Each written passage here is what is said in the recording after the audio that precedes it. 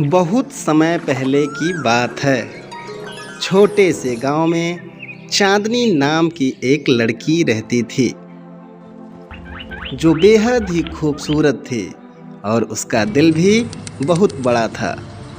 वह हमेशा लोगों का भला करती और गांव में खुशियां बांटती थी।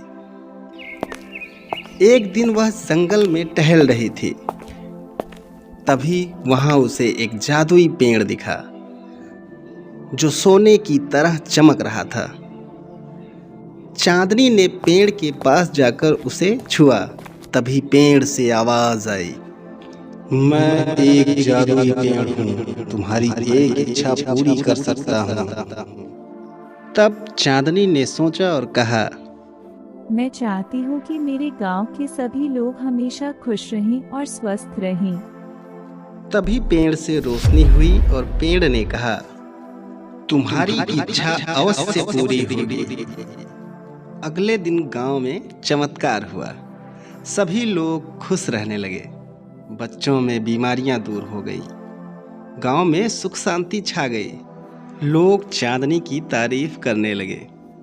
लेकिन चांदनी जानती थी कि यह सब जादुई पेड़ की वजह से हुआ है।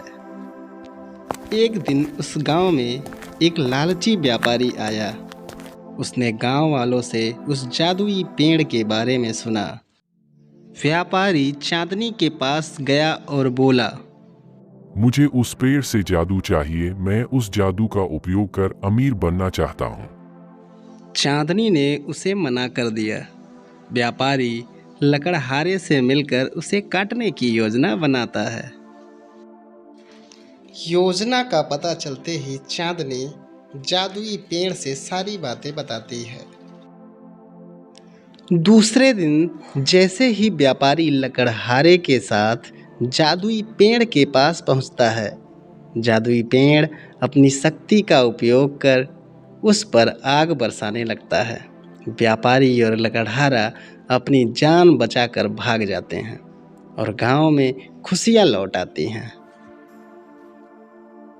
उस दिन चांदनी ने समझा कि सच्ची खुशी और समृद्धि केवल साझा करने से आती है।